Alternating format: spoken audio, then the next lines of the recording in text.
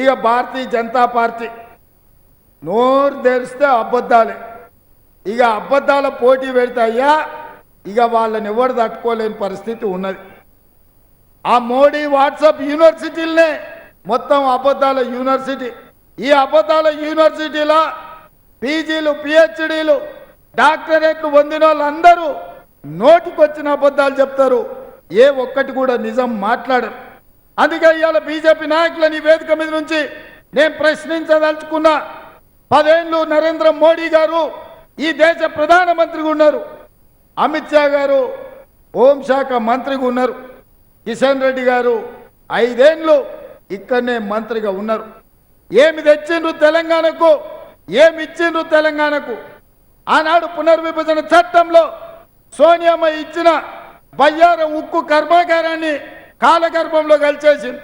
అదేవిధంగా వరంగల్లో ఇచ్చిన కాజుపేట రైల్వే కోచ్ ఫ్యాక్టరీ నుంచి ఇవాళ వరంగల్ నుంచి లాతూర్కు తరలించకపోయినరు. ఇవాళ మన తెలంగాణకు అన్యాయం చేసిండ్రు. అదేవిధంగా ఎన్టీపీసీ ద్వారా 4000 మెగావాట్ల విద్యుత్ ఉత్పత్తి సంస్థ నిర్మించాల్సింది 10 ఏళ్లలో 1600 మెగావాట్లు మాత్రమే నిర్మించి 2400 మెగావాట్లు నిర్మించలేదు. నేను వచ్చినాక ఎంబడి పడితే ఇప్పుడు ఒక్కొక్క అడుగు ముందుకు కదులుతుంది.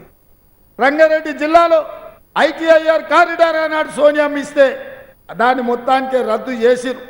పాలమూరు రంగారెడ్డి ఎత్తిపోతల పథకాన్ని జాతీయ ప్రాజెక్టుకి ఇవ్వమంటే తెలంగాణకు మొండి చేయి చూపించారు. గిరిజన యూనివర్సిటీ ఐఐటి ఐఐఎం ఇలా చెప్పుకుంటూ పోతే చాంతాడంత లిస్ట్ ఉంది. ఏ ఒక్క పని చేయలే.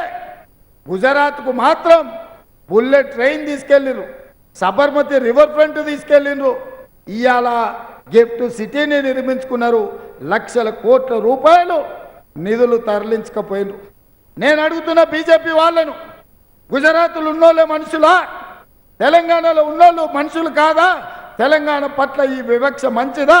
ఈ దేశ ప్రధానమంత్రి గుజరాత్ను ఒకలాగా తెలంగాణను ఇంకొకలాగా తెలంగాణ ప్రాంతాన్ని సవతి తల్లి ప్రేమ చూపిస్తున్నాడు. అందుకే ఇవాళ తెలంగాణ ప్రజలు ఆలోచన చేయాలి. 10 ఏళ్ళు ప్రధానమంత్రిగా ఉన్న నరేంద్ర మోడీ మళ్ళీ 3వసారి ఆయన అధికారం ఎక్కాలంట, 400 సీట్లు రావాలంట.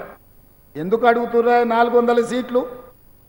వాళ్ళు ప్రభుత్వం కావాలని అడుగుతలేరు, 400 సీట్లు కావాలని ప్రత్యేకంగా చెప్తున్నారు.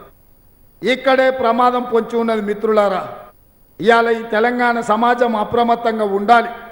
ఎందుకంటే ఆనాడు డాక్టర్ బాబాసాహెబ్ అంబేద్కర్ గారు రాజ్యాంగాన్ని రచించి దళితులకు గిరిజనులకు విద్యలో ఉపాధిలో